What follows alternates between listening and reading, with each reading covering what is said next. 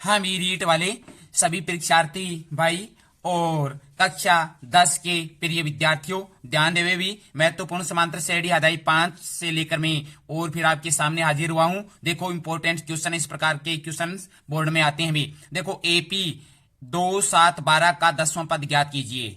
ठीक, इसमें क्या है, प्रथम पद ये है 2, सार्वंतर होता है अगला पद में से पिछला पद घटाना भी, तो सार्वंतर बराबर 7 - 2 बराबर में 5, यानी 7 में से 2 घटा दिया। उसके बाद में अन है पदों की संख्या, अन पदों की संख्या कितनी है, 10 है, तो यहां लिखते हैं 10।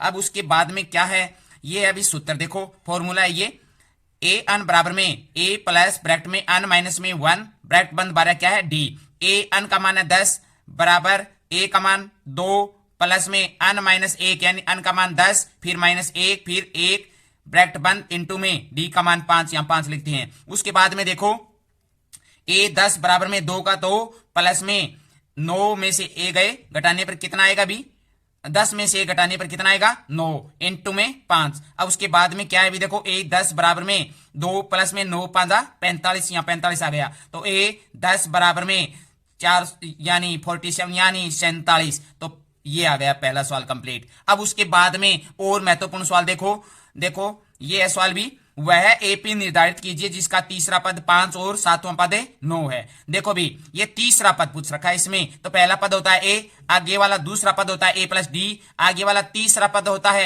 ए प्लस 2डी, यानी एक घटाते हैं, तीसरा पद पूछ रखा है तो ए प्लस में 2डी लिखेंगे बराबर में कितना है 5। 7वां पद पूछ रखा है तो ए प्लस में 6डी हो जाएगा, ए प्लस में 6डी बराबर में 9।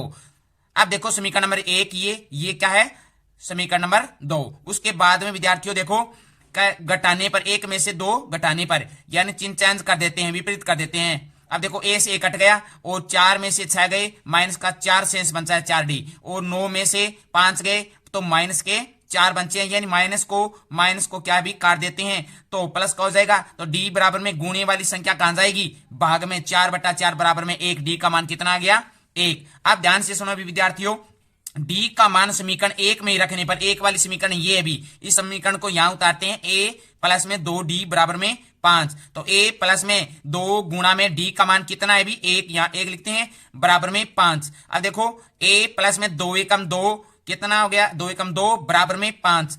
अब उसके बाद है भी ए बराबर में 2 का पक्षांतरण करते हैं तो चिन्ह चेंज हो जाता है भी, ये 5 और इसका पक्षांतरण करने पर -2 बराबर में 3, ए का मान कितना आ गया 3 और डी का मान आ गया 1। अब वांछित यानी एपी ज्ञात करते हैं, पहली एपी यानी ए पहला पद ए, दूसरा ए प्लस डी, तीसरा ए प्लस 2डी और चौथा ए प्लस में 3डी। पहला पद ए है तो 3, इसमें क्या है ए यानी 3 प्लस 1 कितना हो गया 4, उसके बाद ए प्लस 2डी, तो ए का मान 3 प्लस में डी का मान है 1 तो 2 एकम में 2 कितना हो गया ये 2 3 कितना हो गया 5। उसके बाद में इसी प्रकार 3 प्लस में 3 एकम 3 3 3 कितना हो गया 6, ये भी कंप्लीट होगी, ये आपका आंसर है। इस प्रकार के सवाल में हर दिन हर वक्त आपके लिए हाजिर होऊंगा। परीक्षा के दिन बहुत ही कम है, इसलिए परीक्षार्थियों और विद्यार्थियों कक्षा 10 वाले ध्यान देवे महत्वपूर्ण सूत्रों सवालों पर, और रीट वाले परीक्षार्थी जो कंपटीशन की तैयारी कर रहे हैं उनके लिए भी यह बहुत ही महत्वपूर्ण है, क्योंकि माध्यमिक शिक्षा बोर्ड कक्षा 6 से लेकर के 10 गणित में से संपूर्ण सवाल जितने भी आते हैं